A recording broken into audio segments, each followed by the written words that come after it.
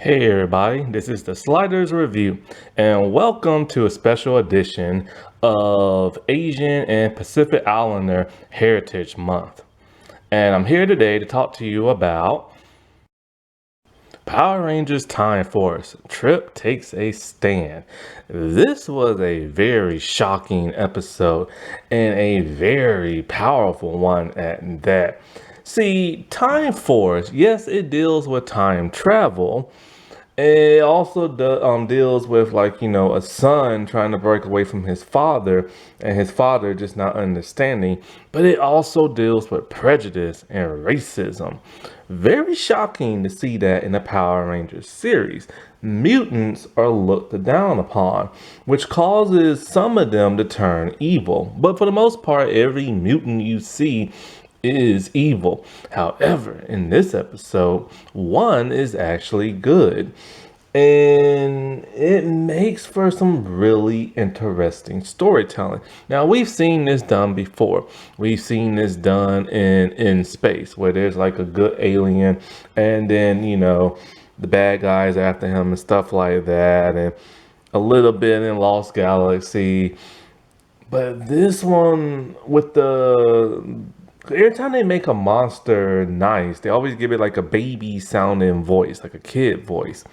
And you can't help but to feel sorry for it when it's in like pain and stuff. And so Trip is an alien, a Zyberin, and they can like kind of glimpse into the future a little bit and read like kind of visions in people's heads and stuff, kind of. Or maybe they are able to see what's going on from someplace far away or something like that. I can't really remember. But the actor who plays him is Asian. I also think he's half Hispanic, I believe, too.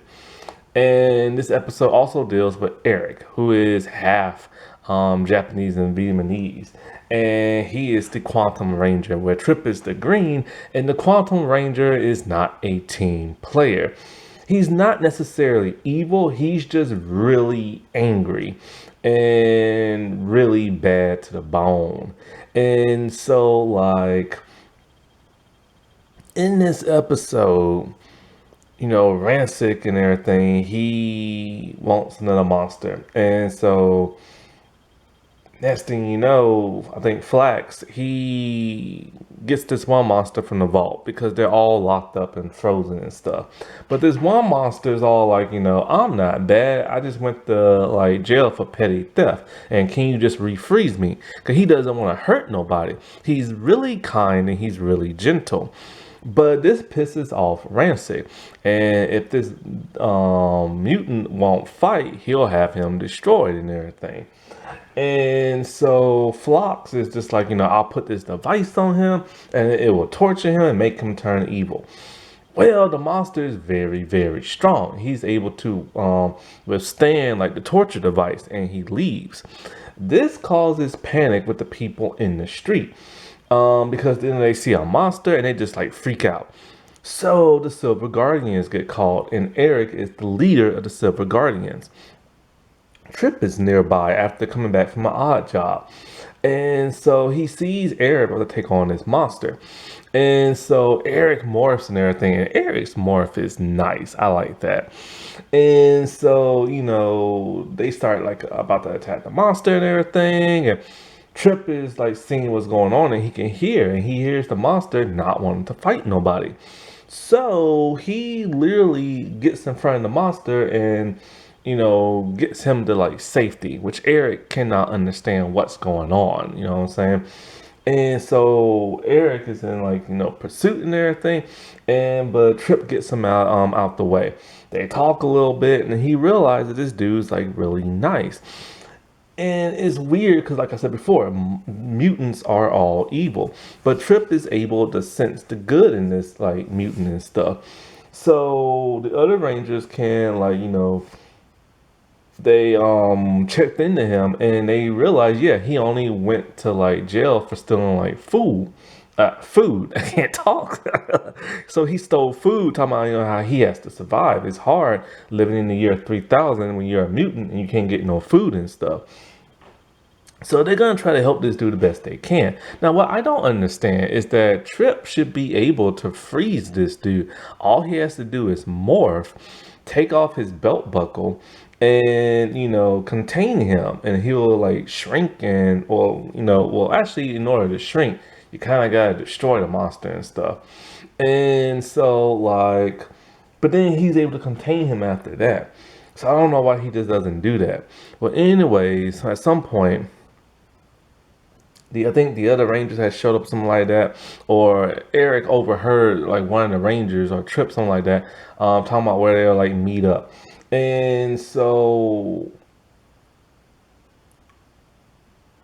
what's crazy is that no, wait, before that happened, Eric tried to, I think, attack like Trip. Or was that before or after? I can't remember. Anyway, at some point in time, he tried to attack the monster, and Trip literally got in front of the monster, and Eric told him to get out the way. Well, he wouldn't do it, so he fired anyway, and Wes had to come in and save him, like deflect his laser blast and stuff, and Wes is kind of like, dude, what's wrong with you, man? You could have shot like Trip. And he's all like, well, he should have got out the way. Eric literally does not care. Eric's job is to get rid of monsters, and that's what he's gonna do. And so like, when they all reconvene and everything, here comes Eric again and wanting to kill the monster. And Trip literally stands up to Eric. And because Trip is like the shortest and the youngest, and he's the most playful and stuff. And he doesn't understand why, like, Eric hates this dude.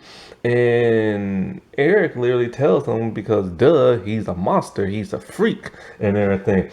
And Trip tells him, man, like that's messed up, man. You hate him only because he's different from you. And if you hate people that are different from you, then you're gonna have to hate me too. And he takes off his hat, revealing like his jewel and this and that. Revealing that, he's an alien and stuff.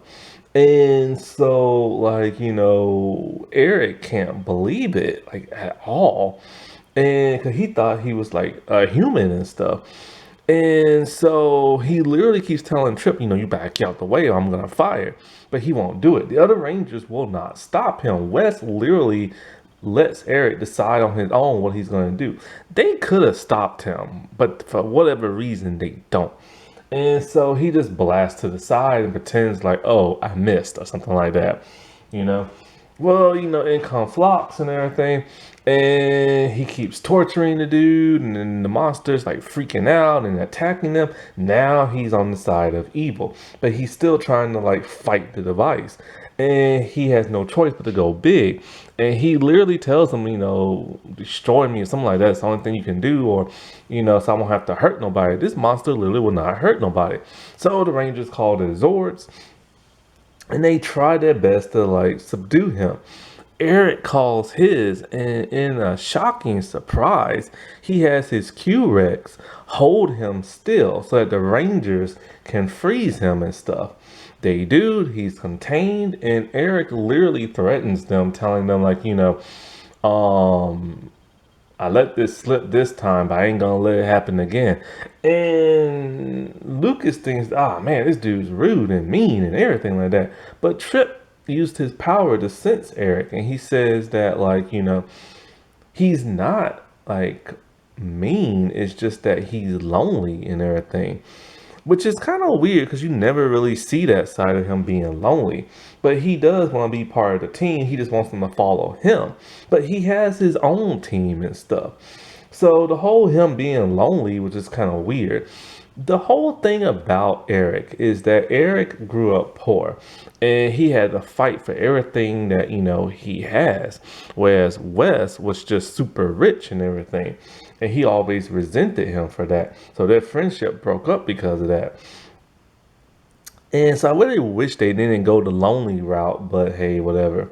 Now the next episode is very interesting.